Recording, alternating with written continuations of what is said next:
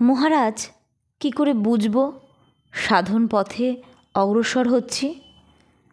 স্বামী রঙ্গনাথানন্দজি বলছেন, যা তুমি অভ্যাস করছো দেখো ব্যবহারিক জীবনের ক্ষেত্রে তা ব্যবহার করতে পারছো কি না।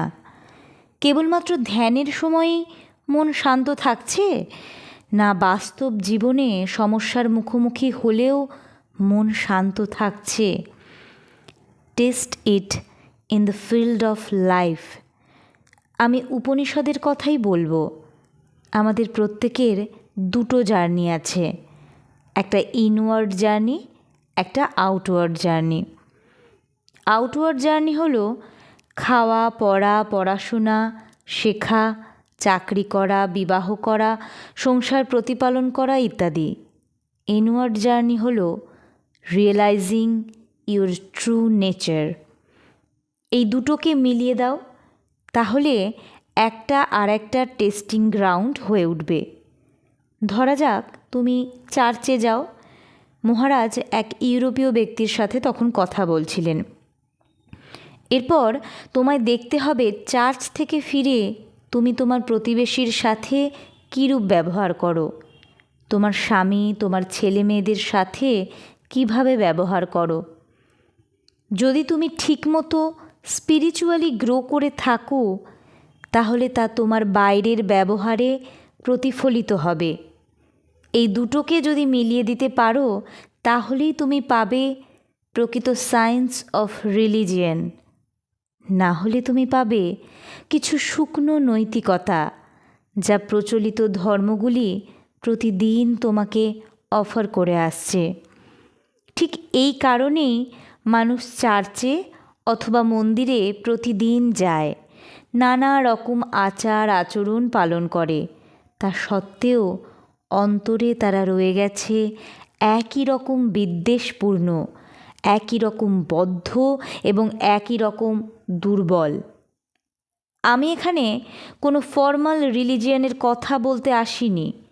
তুমি অন্তরে এক নতুন রকম শক্তি পাবে। হয়তো তোমার প্রবলভাবে কোনো অপরাধমূলক কাজ করবার প্রবৃত্তি হচ্ছে, তুমি তাকে কন্ট্রোল করতে পারবে। তোমার মনে প্রবলভাবে ঈর্ষা বা বিদ্বেষ জাগছে, তুমি সেটা কন্ট্রোল করতে পারবে। Till now world was handling me, now I will be able to handle the world due to my inward journey. তুমি এই জগৎ সংসার উপভোগ করো না, কে বারণ করেছে? But with a free mind. What a beautiful concept!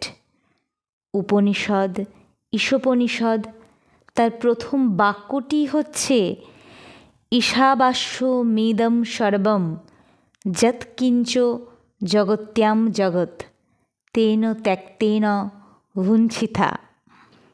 Enjoy this world with this knowledge of self, so that you don't get caught, you don't become just a mere creature.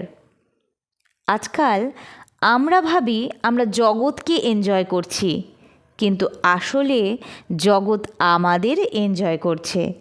We are being enjoyed, we are objects, not subjects.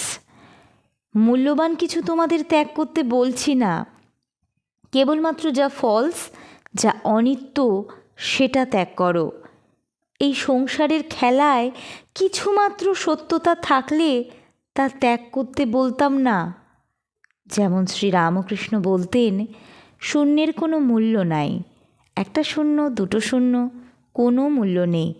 আগে একটা এক বসাও, এবার দেখো 10, 100, 1000, 10,000। The one is essential. যদি শুধু সংসার নিয়ে মেতে থাকো, soon it will become meaningless. But if you see this through this one, নিজের বুকের দিকে অঙ্গুলি নির্দেশ করে, then everything will become beautiful. Love, affection, worldly pleasure, everything will become beautiful. সেই জন্যই উপনিষদ বলছেন, আনন্দ করো, উপভোগ করো, কিন্তু তোমার প্রকৃত স্বরূপের দ্বারা। যা অনিত্য তাকে ত্যাগ করো। ঈশ্বর একমাত্র সত্য, কিন্তু এই ঈশ্বর দূরের কোনো বস্তু নন। The infinite self behind you, behind me, behind everyone else, along is God. আলোর সন্ধানে, গল্পে গল্পে তত্ত্বকথা। ভিডিওটি ভালো লাগলে লাইক কমেন্ট করে জানাবেন। শেয়ার করার অনুরোধ রইল সকলের সাথে। ধন্যবাদ।